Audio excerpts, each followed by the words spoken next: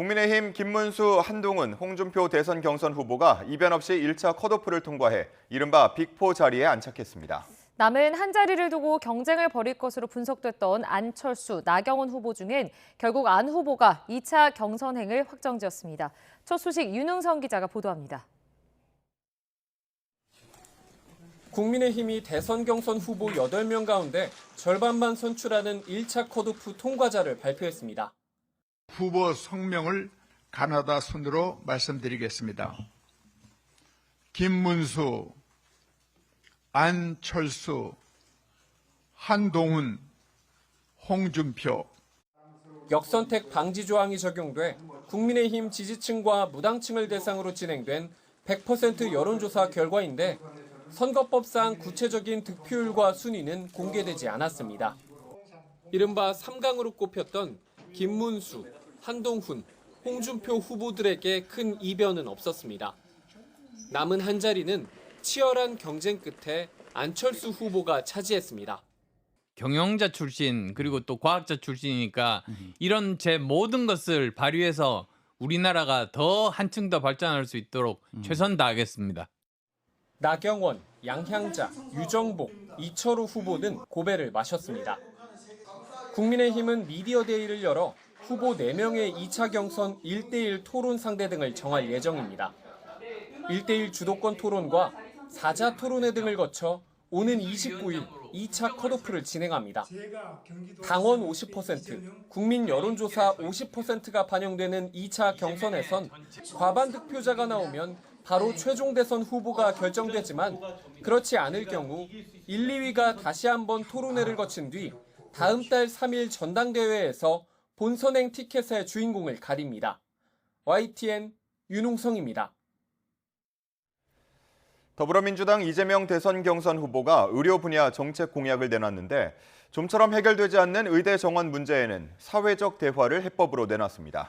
이번 주말 호남권 순회 경선을 앞두고 김경수, 김동연 후보는 일제히 호남 공약을 발표하며 추격의 발판을 마련하는 데 집중했습니다.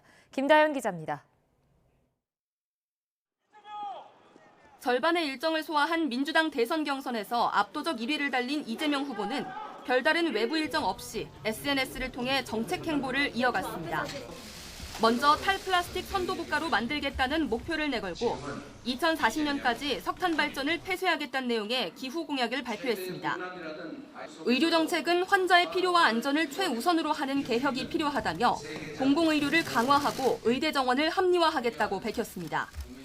지역별 의료 격차 문제가 심각하다는 데엔 윤석열 정부와 의견을 같이 하면서도 모든 이해 당사자가 참여하는 사회적 합의를 통해 의대 정원 논란을 해소하자며 차별화를 시도했습니다.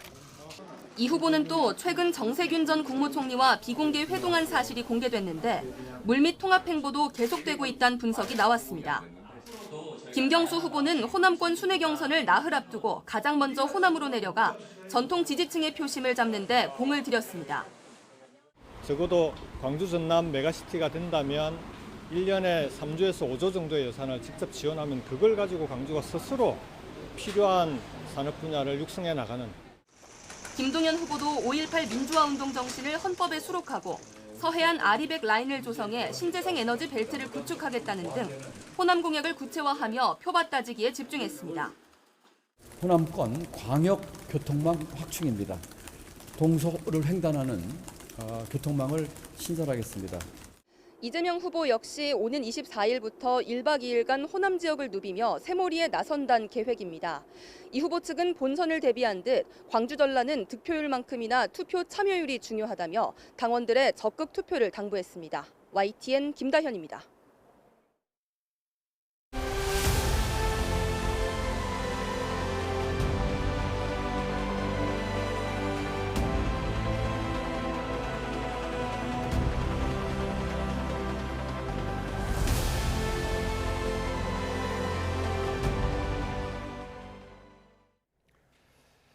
오는 26일 프란치스코 교황의 장례식을 앞두고 교황의 관이 우리 시간 오늘 오후 성 베드로 대성당으로 운구됩니다. 우리나라 유흥식 추기경이 이탈리아 최대 일간지가 뽑은 차기 교황 유력 후보군에 이름을 올렸습니다. 현장에 나가 있는 YTN 유럽 특파원 연결해서 자세히 알아보겠습니다. 조수연 특파원. 네, 바티칸 성베드로 대성당 앞입니다. 네, 지금 그곳 시간이 밤 10시쯤 된 것 같은데 현장 분위기 어떻습니까?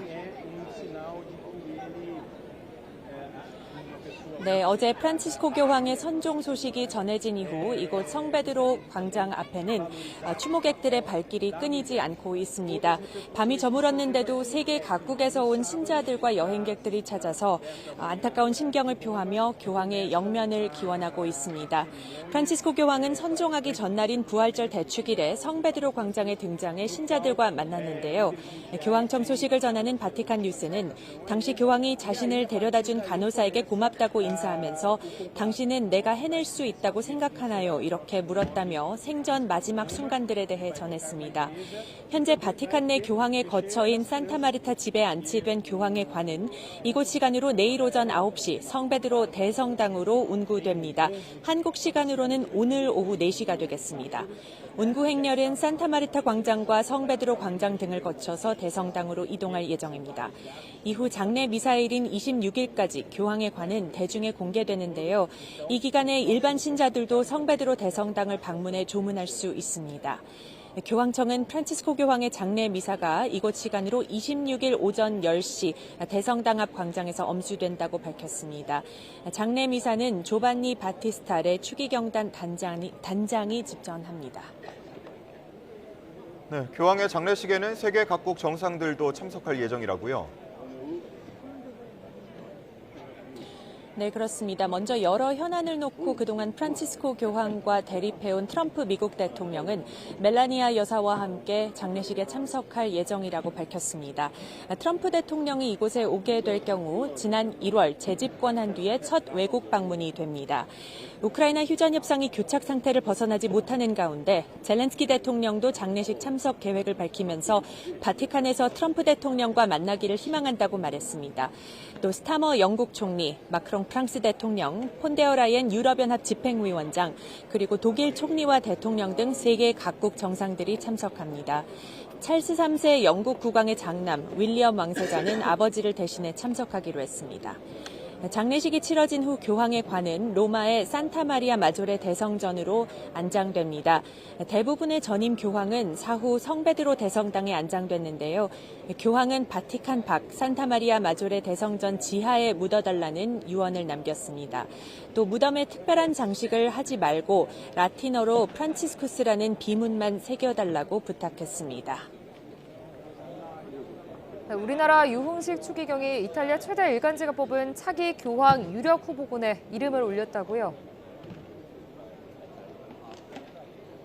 네, 그렇습니다. 애도 기간과 장례 절차가 마무리되면 다음 달 초쯤 후임자를 뽑는 추기경단 회의 콘클라베가 진행될 텐데요.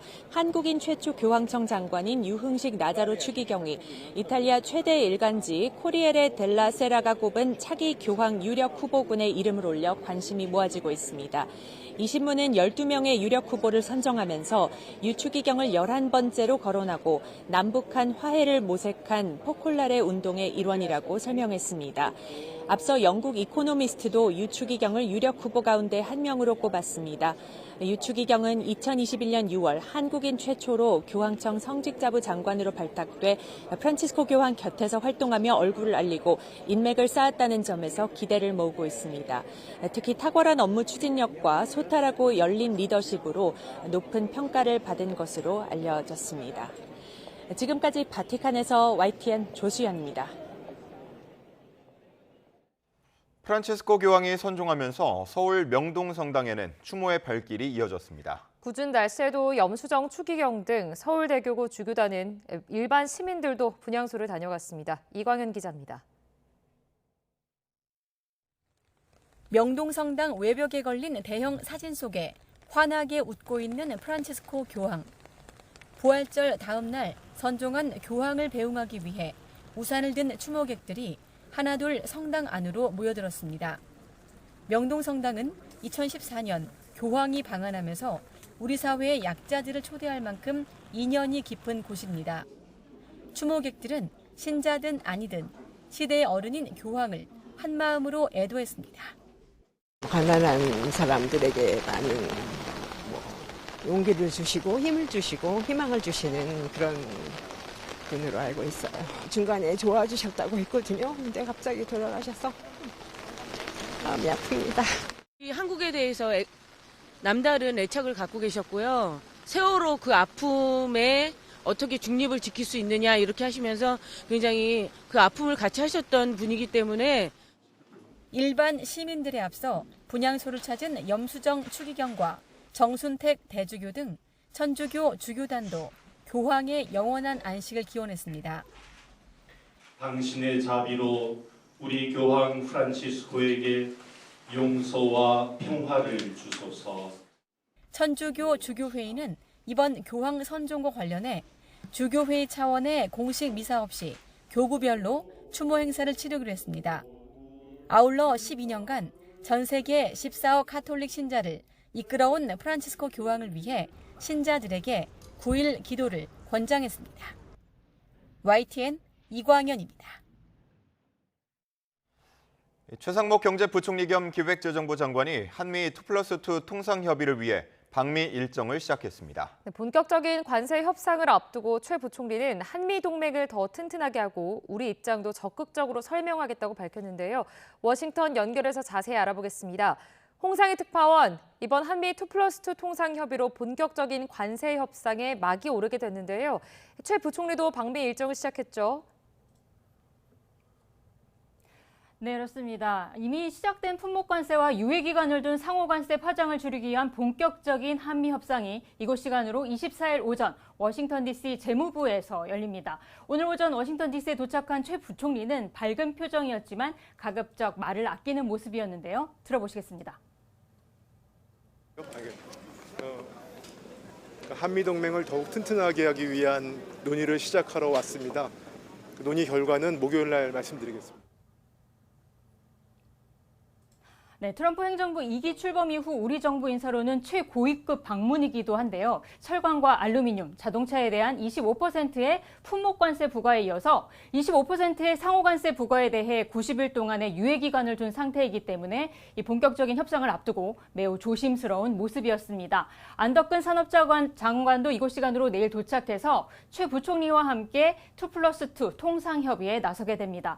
대표단에는 외교부와 과학기술정보통신부, 농림수산식품부 등 모두 8개 관계부처 실무진도 동행해서 비관세 장벽 이슈에 대응할 계획입니다. 네, 이번 협의는 미국 측의 제안으로 성사됐는데 구체적인 의제도 결정됐습니까? 네, 구체적인 의제는 아직 설정되지 않았습니다. 최상목 부총리는 사실 이번 주 워싱턴 DC에서 열리는 주요 20개국 재무장관회의와 국제통화기금인 IMF와 세계은행 충계회의 참석이 계획돼 있었습니다. 이런 상황에서 미국 측이 재무와 통상수장이 모두 참여하는 이 2+2 통상협의를 요청해 왔고 최상목 부총리와 안덕근 산업장관이 함께 협의에 나서게 된 겁니다. 통상협의는 현지 시간으로 24일 오전 8시에 시작이 되고요. 미국 측에서는 스콧 베센트 재무장관과 제이미슨 그리어 미국 무역대표부 대표가 참석합니다. 2+2 협의는 1시간 정도 이어질 것으로 예상되는데 안덕근 장관은 그 이후에 그리어 무역대표부 대표와 별도 협의도 진행할 계획입니다. 이번 통상협의의 구체적인 의제는 아직 확정되지 않았습니다. 우리나라가 지난해 기준 566억 달러에 이르는 대미 무역 흑자를 기록하는 무역 수지 불균형 문제뿐 아니라 30개월 미만 소고기 수입 제한, 또 고정밀 지도 데이터의 해외 반출 제한 등 이 비관세 장벽 문제를 미국 측이 제기할 가능성이 있습니다. 또 트럼프 대통령이 원스톱 쇼핑 협상을 언급하면서 미국이 방위비 분담금 조정 이슈를 이번 협상 테이블에서 공식적으로 제안할지도 우리로서는 부담인데요. 이 정부는 통상과 안보는 분리해서 대응한다는 입장을 분명히 하고 있습니다. 캐롤라인 레빗 백악관 대변인은 잠시 전 브리핑에서 이 전 세계에서 구체적인 협상 제안이 들어오고 있다면서 빠른 협상 타결을 위해 움직이고 있다라고 말하기도 했습니다. 들어보시겠습니다. There's a lot of time left, and the president's trade team is working again at Trump speed as quickly as they can to ensure that these deals can be made. There have now been 18 proposals in more than 100 countries around the world who are wanting to make a deal with the United States of America. 네, 우리 정부의 목표는 관세 면제나 유예 연장, 감경을 받아낸다는 걸 텐데 전략은 무엇입니까? 네, 중국과 관세 협상을 좀처럼 시작하지 못하면서 이 동맹과의 협상에 속도를 내고 있는 미국과 달리 우리 정부는 이번 통상 협의를 신중하게 접근한다는 입장입니다. 탐색전에 더 무게를 두고 이번 만남을 협상이 아닌 통상 협의라고 표현하고 있는 것도 그런 이유에서인데요. 이 트럼프 대통령이 앞서 언급했던 조선업 협력이나 알래스카 액화 천연가스 개발 사업 참여 등 미국의 관심 사항을 구체적으로 확인할 것으로 보입니다. 최상목 부총리도 오늘 워싱턴 DC에 도착해서 한미 간 서로 도움이 될 수 있는 논의를 이끌어내겠다고 말했는데요. 들어보시겠습니다. 네, 일단은 미국 측 관심사항을 제가 경청하고 또 우리 입장도 적극적으로 설명하면 그죠? 그러면 뭐 우리가 서로 도움되는 논의가 되는 어떤 그런 이해폭을 넓힐 수 있으니까 그렇게 노력을 하려고 합니다. 네, 그래요. 네, 다만 변수는 트럼프 대통령입니다. 지난 16일에도 트럼프 대통령은 관세 협상을 위해 백악관을 찾았던 아차가와 료세이 일본 경제재생상과 만나겠다며 회담에 직접 참석을 해서 무역 적자 해소와 방위비 부담을 요구하기도 했습니다.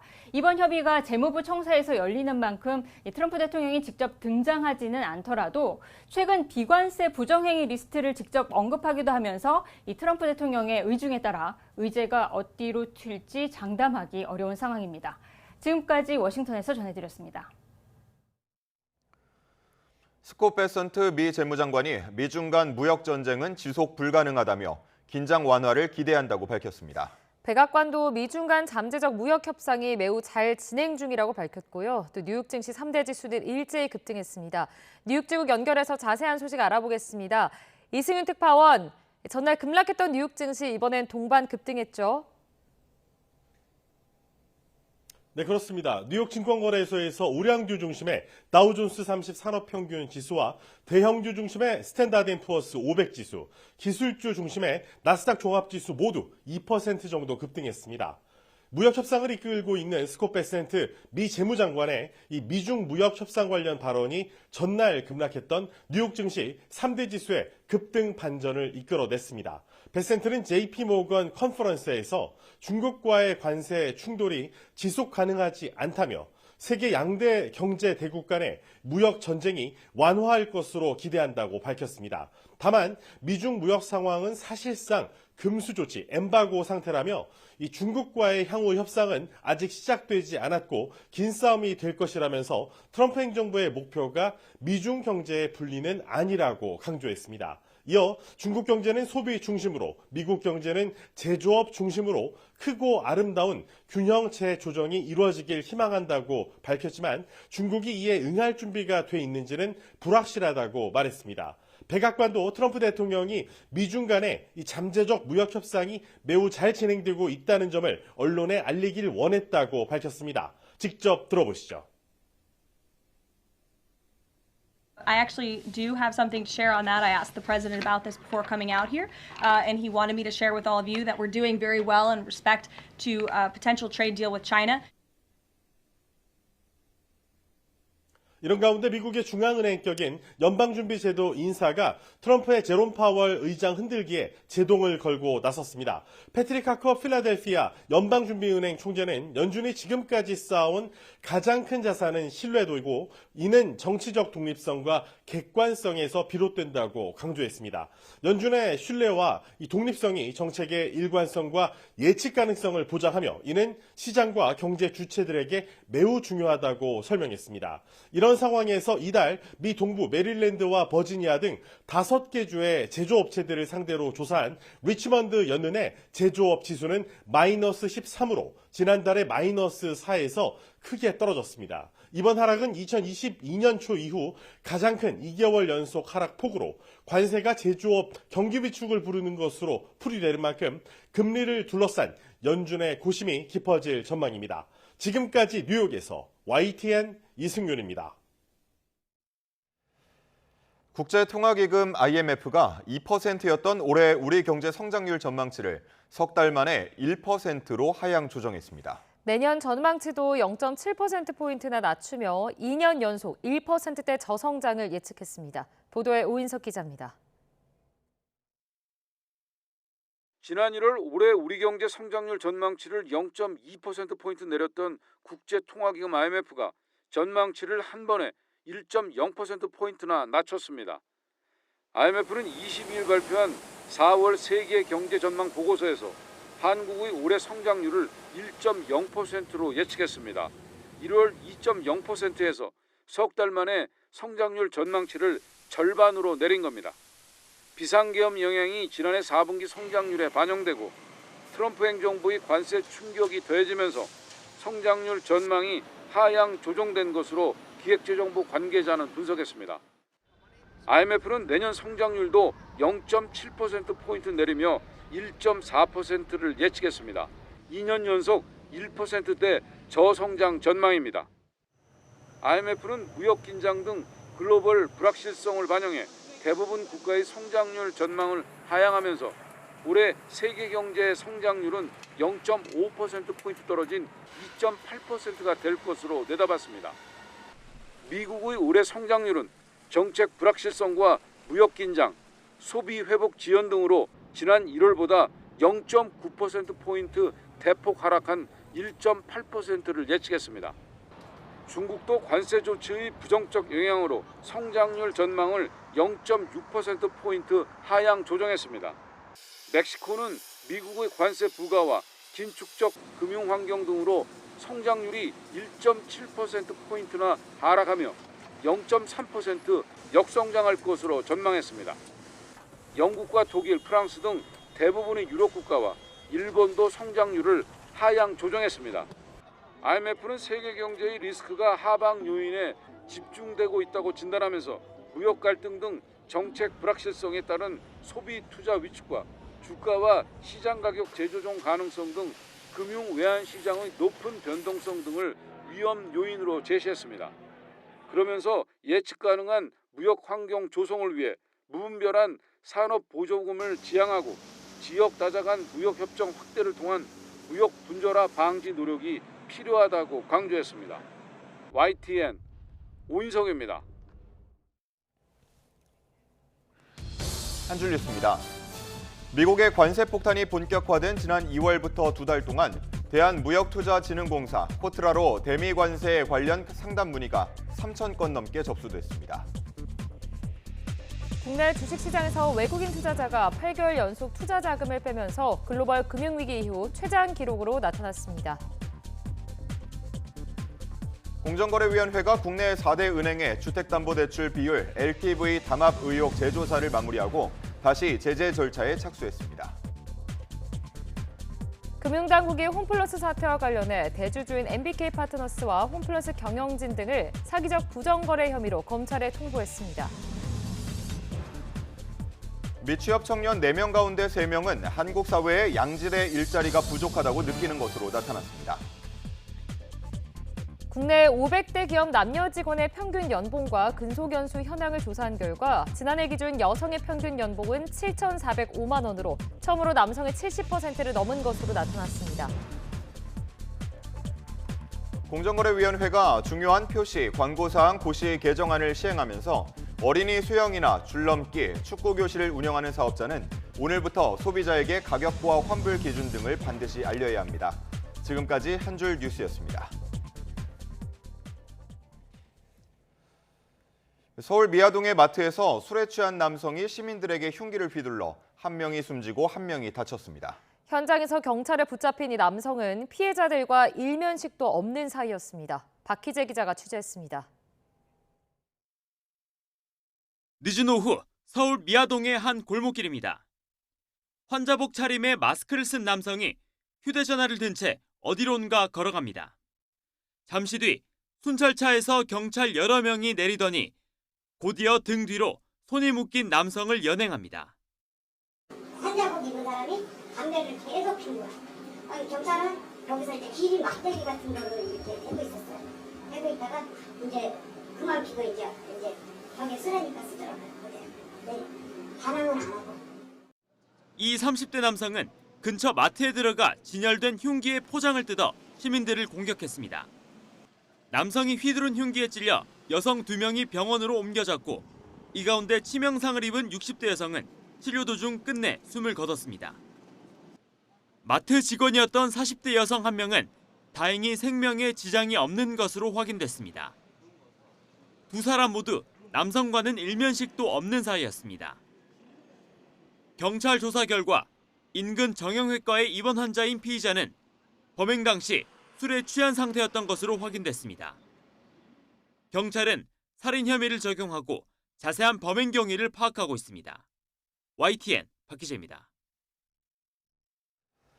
어제 낮 경기 남양주시 화도읍에 있는 아파트 지상 주차장의 옹벽이 무너졌습니다. 차량 6대가 파손됐는데요. 추가 붕괴 우려에 40여 세대, 120여 명이 대피했습니다. 이현정 기자입니다.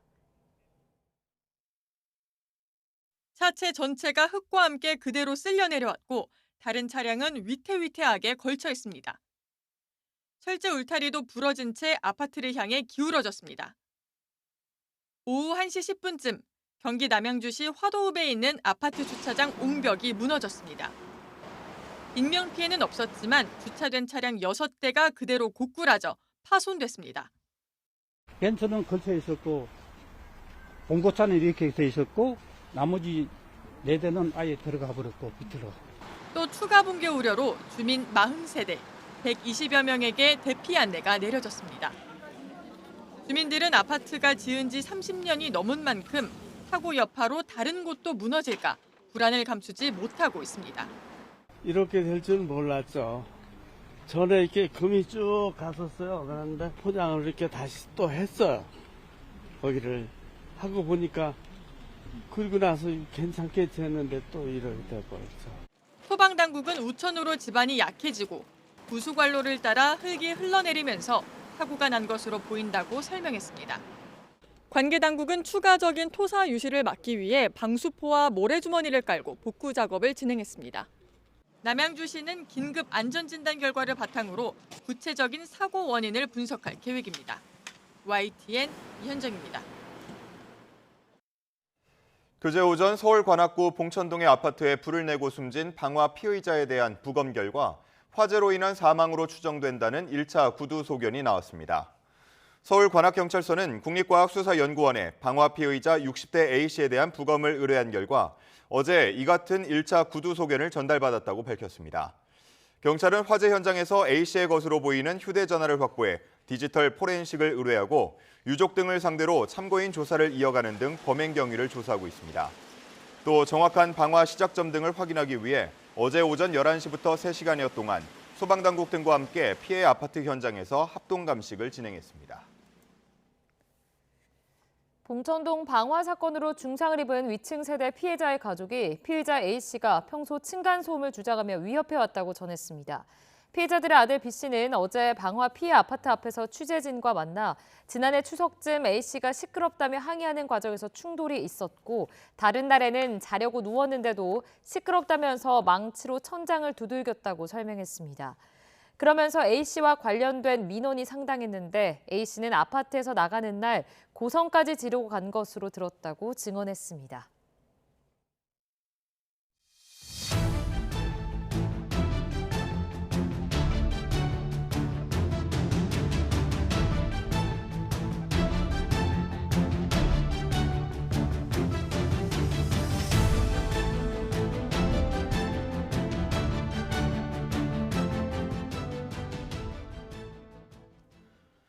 한덕수 출마설이 여전히 살아있는 카드로 거론되는 가운데 민주당 내에서 한대행 탄핵을 즉각 추진해야 한다는 주장이 거듭 제기됐습니다. 민주당은 한미 2+2 통상 협상을 앞두고 한대행을 향해 어떤 최종 결론도 내면 안 된다고도 요구했습니다. 황보혜경 기자입니다. 민주당 진성준 정책위의장이 잠시 수면 아래로 가라앉은 듯 했던 한덕수 탄핵론을 다시 꺼내들었습니다. 한대행이 국회가 선출한 헌법재판관을 한동안 임명하지 않았고 김건희 여사 상설특검 임명 절차도 이행하지 않았다며 탄핵 사유는 차고 넘친다고 지적했습니다. 한덕수 국무총리의 행태는 헌법 위에 군림하는 제왕과 조금도 다르지 않습니다. 당과 국회가 결단해야 합니다. 또 대선 출마 여부에 모호한 입장을 유지하는 한대행을 향해 선거를 중립적으로 관리해야 할 책임자가 출마를 고민하는 건 본분을 망각한 거라고 맹비난했습니다. 당내에선 한대행이 내란 공범 수사를 피하기 위해 사실상 출마를 결심해놓고 명분을 쌓으려 미국과 졸속 관세 협상에 나서는 것 아니냐는 주장도 나옵니다. 노역을 위해 국익을 팔아먹는 제2의 이완용이고 윤석열 아바타입니다. 한덕수 대행의 출마 장사를 결코 용납하지 않겠습니다. 민주당은 특히 이번 주 열리는 한미 고위급 통상협의에서 정부가 섣불리 결론을 내리면 안 된다고 거듭 경고했습니다. 협상엔 당당히 임하되 최종 타결은 차기 정부 몫으로 남겨놔야 한다는 입장입니다. 한덕수 총리와 최상목 부총리는 자신들의 무책임하고 섣부른 행태가 대한민국에 엄청난 재앙이 될 수 있음을 자각하고 당 지도부 차원에선 한덕수 대행 탄핵 제안은 논의된 사안은 아니라며 거리를 두는 모양새입니다. 다만 일부 여론조사에서 보수 진영 내 지지율 상위권에 오른 한덕수 대행을 집중 견제하기 위해 총공세에 나선 거란 분석도 나옵니다. YTN 황보혜경입니다. 민주당에서 거듭 한덕수 권한대행을 탄핵해야 한다는 주장이 나오자 국민의힘은 즉각 겁반만 하지 말고 실행하라고 맞받았습니다. 한대행 출마를 요구하는 당 안팎의 요구는 가라앉지 않는 가운데 한덕수 차출론이 당 경선 흥행에 좋지 않은 영향을 끼친다는 지적도 제기됐습니다. 김철희 기자가 보도합니다. 민주당 내에서 한덕수 재탄핵이 거론되자 국민의힘은 할 테면 해보라고 맞섰습니다. 한대행이 출마 고민에 빠져 대선 관리 책임을 망각했다는 민주당 주장에도 아무런 근거가 없다고 반박했습니다. 탄핵 사유가 전혀 없음에도 민주당이 정치적 목적으로 탄핵을 하겠다 그러면 하십시오. 자신 있으면 하길 바랍니다. 하지만 한대행의 등판을 요구하는 목소리는 좀처럼 수그러들지 않는 분위기입니다. 시민사회단체 인사들로 구성된 국민추대위원회가 공식 출범해 출마 촉구 성명을 발표했고 확실한 답은 못 받았지만 90% 정도의 확률로 출마할 것이라는 당내 관측도 여전합니다. 다만 계속되는 한덕수 차출론이 되려 당 대선 경선 후보들의 지지율 상승을 가로막고 있다는 볼멘 소리도 만만치 않습니다. 내부 대선 주자들을 띄워야 하는 타이밍에 한덕수 대행만 바라보다가 본선에서 필패할 수 있다는 지적인데 당 지도부 역시 당내 경쟁이 더 주목받아야 한다는 데 동의하고 있습니다. 후보님들이 돋보이고 장점이 부각되고 이런 게 지금 되게 저는 희망하는 일이죠. 스포트라이트를 받는 것을 또 좀 우리 당으로 왔으면 좋겠는데 또 최종 대선 후보가 추려지고 나면 지지율은 자연스럽게 오를 거라 전망하면서 민주당 이재명 후보의 정책을 비판하는 데 집중하고 있습니다.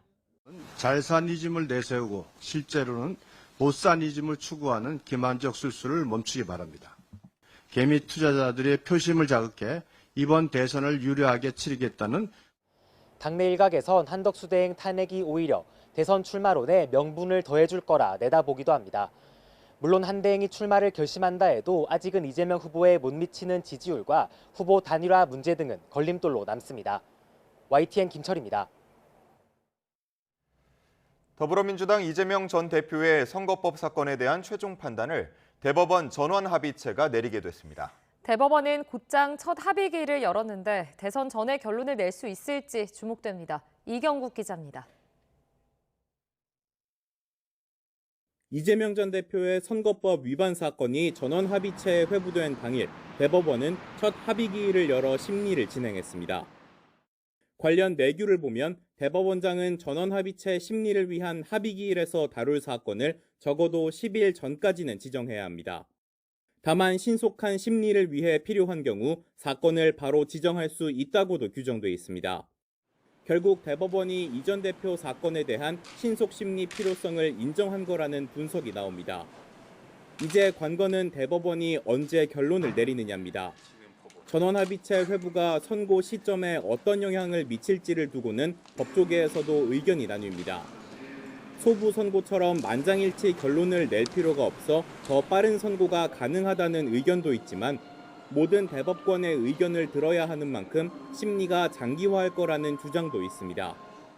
이 전 대표가 유력 대선 주자로 꼽히는 상황에서 만약 대선 전까지 결론을 내지 못할 경우 대법원이 심리를 계속 이어갈지도 관심입니다.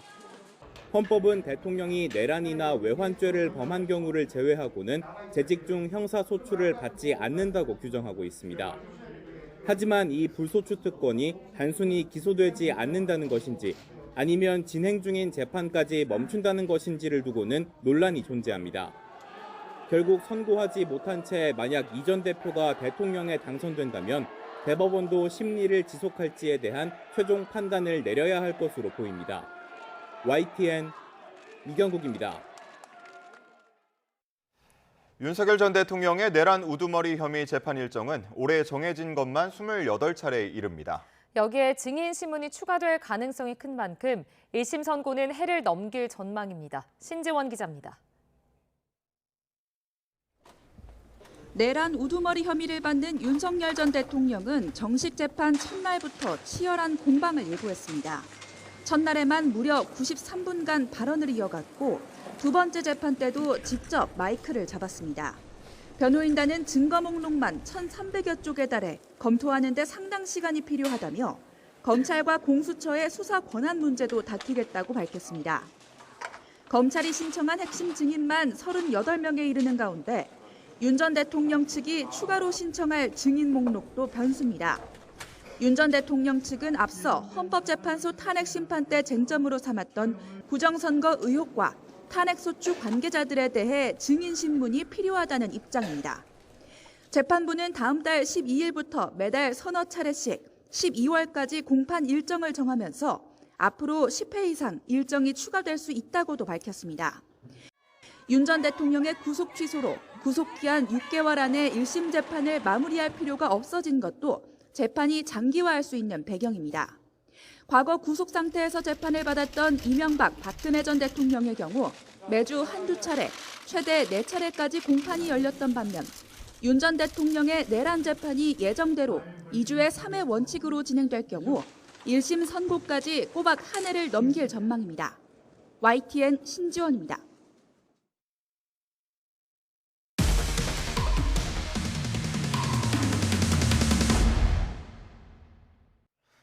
신안산선 광명 구간 붕괴 사고와 관련해 공사장의 발파 기록이 서류마다 제각각인 것으로 YTN 취재 결과 확인됐습니다.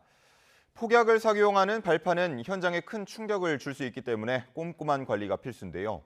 경찰이 공사 일지가 허위로 작성됐는지 여부에 대해 수사에 착수했습니다. 표정우 기자의 단독 보도입니다. 붕괴 사고가 난 신안산선 공사 구간의 작업일보와 발파 일지입니다. 작업일보엔 발파를 포함한 공사의 전반적인 진행 상황이, 발파 일지엔 발파 작업만 따로 빼 일시와 횟수를 정리했습니다. 두 자료가 정확히 일치해야 하지만 YTN 취재진이 비교 분석한 결과 모두 제각각인 것으로 확인됐습니다. 지난달 17일 작업일보를 살펴봤습니다. 폭발을 했다고 적혀 있는데 해당 날짜의 발파 일지는 아예 작성되지 않았습니다. 발파 횟수가 차이를 보이기도 했습니다. 지난 4월 5일자 작업일보엔 3번으로 기록됐지만 발파 일지엔 2번뿐입니다. 지하공사 구간에 폭약을 터뜨려 폭파하는 발파는 안전에 큰 영향을 줄 수 있는데도 일지마다 기록이 모두 다른 겁니다. 굉장히 위험한 작업입니다. 그렇기 때문에 폭약과 내관은 부정하게 사용되는 사례가 없도록 하기 위해 가지고 굉장히 엄격히 관리해야 하고요. 발파 시 발생하는 소음과 진동 충격을 측정하는 계측 보고서도 허술하게 작성된 정황이 곳곳에서 확인됐습니다. 작업 일지엔 지난 3월 한 달 동안 꾸준히 발파가 진행됐다고 돼 있지만 경찰에 제출된 계측 보고서엔 8일치가 아예 빠져 있습니다. 실제 이게 제대로 안 되는 상황에서 과연 정밀 시공이 되겠느냐. 경찰 전담 수사팀은 모두 같아야 하는 작업일보와 발파 일지, 계측 보고서의 기록이 제각각인 점에 주목하고 일부 서류가 허위로 작성됐는지 여부를 확인하고 있습니다. 시공사인 포스코 ENC는 현장 관리 부실 의혹에 대해 관계기관에서 확인 중인 사안이라 현 시점에 답변하기 어렵다고 밝혔습니다. 경찰이 본격적인 수사에 착수한 가운데 신안산선 붕괴 사고의 원인은 물론 근본적인 대책까지 마련될 수 있을지 관심입니다. YTN 표정우입니다.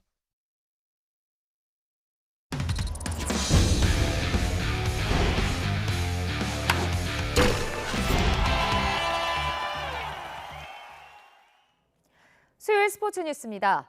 프로야구 키움이 선발 하영민의 7이닝 무실점 호투를 앞세워 두산을 꺾고 2연패를 끊었습니다.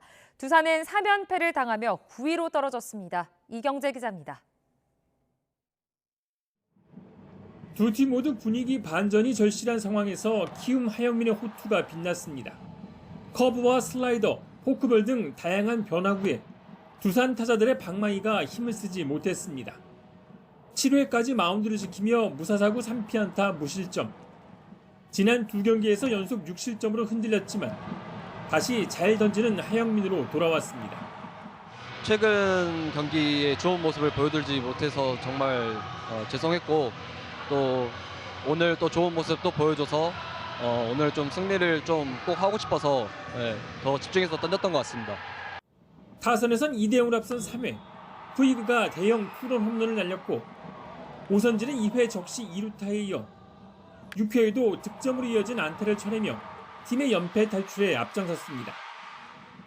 두산은 5대1로 뒤진 9회 양의지와 김재환이 차례로 담장 밖으로 공을 보냈지만 한 점 차를 넘어서지 못하고 3연패를 당했습니다. 친정팀 SSG에서 롤 모델이었던 김광현과 떨리는 맞대결을 펼친 KT 오원석은 선배를 넘어서고 시즌 3승째를 따냈습니다. KT는 3번 타순에서 허경민이 3안타 2타점을 올리고 허경민과 교체로 들어간 권동준도 8회 2타점 2루타를 쳐내며 팀의 9대3 승리를 이끌었습니다. 3연승을 달린 KT는 승률에서 앞서 한화를 밀어내고 2위로 올라섰습니다. NC는 승리를 눈앞에 둔 9회 말 LG 박동원에게 동점 솔로포를 맞았지만 연장 10회 초 김희집의 결승타로 힘겹게 승리하고 3연패를 끊었습니다. YTN 이경재입니다. 2005년 인천에 이어 20년 만에 우리나라에서 열리는 아시아 육상 선수권 대회가 한 달여 앞으로 다가왔습니다. 개최지 구미에서 국가대표 선수를 뽑는 최종 선발전이 열렸는데요. 우상혁 선수의 경기는 어땠을까요? 이윤재 기자의 현장 취재 보시고요. 스포츠 뉴스는 내일 다시 찾아뵙겠습니다. 가볍게 몸을 풀고 힘찬 함성을 내지른 뒤 걸음을 뗍니다. 이내 속도를 올리고 성큼성큼 내딛더니 훌쩍 뛰어오릅니다. 순식간에 2m 30cm 발을 넘어 가볍게 안착합니다. 국가대표 선발전에 나선 스마일 점퍼 우상혁 선수입니다.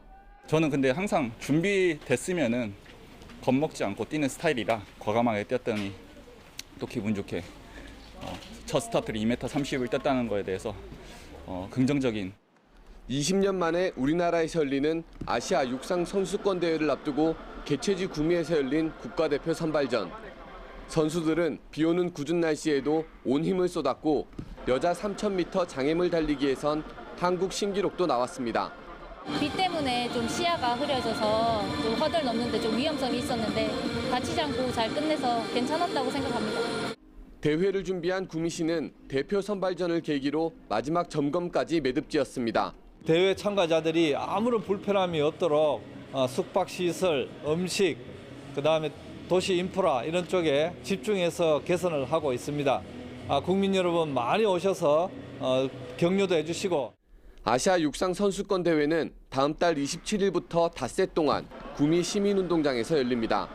아시아 최고에 도전하는 45개 나라의 건각 1,200여 명, 그리고 기초단체로는 처음 대회를 개최해 도시 품격을 올리겠다는 구미시. 각자의 도전이 성공적인 결과로 이어질지 주목됩니다. YTN 이윤재입니다. 초고령 사회 진입과 맞물려 사망자 수도 급격히 증가하는 이른바 다사사회가 현실이 되고 있지만 장래 인프라와 정책은 충분히 대응하지 못하고 있다는 우려가 커지고 있습니다. 오늘 밤 11시 20분 방송되는 YTN 탐사보도 프로그램 팩트 추적은 장래 인프라와 정책의 한계, 나아가 해법을 모색합니다. 어제는 비가 내리면서 낮 동안 선선했는데요. 오늘은 비구름이 빠져나가고 다시 기온이 크게 오르겠습니다. 내륙을 중심으로 기온이 20도를 웃돌겠고 중부 곳곳은 25도 안팎까지 올라 어제보다 5도가량 높아서 다소 덥겠습니다. 오늘 수도권과 영서는 맑아지지만 충청 이남은 대체로 흐리겠고요. 남부 곳곳에서는 오후까지 빗방울이 떨어지는 곳이 있겠습니다. 출근길에 서쪽 지역은 안개가 끼겠고 동해안 지역은 강한 바람이 불겠습니다. 현재 기온은 서울이 11.5도, 대구가 13.7도 등으로 다소 쌀쌀하고요. 한낮이 되면 서울이 24도 등 서쪽 지역은 기온이 크게 오르겠지만 동풍의 영향을 받는 강릉과 포항 등 동해안 지역은 비교적 선선하겠습니다. 내일부터 하늘은 맑아지겠지만 모레 찬 공기가 내려오면서 날이 다시 쌀쌀해지겠습니다. 날씨였습니다. 뉴스타트 1부 마칩니다. 함께해 주신 여러분 고맙습니다.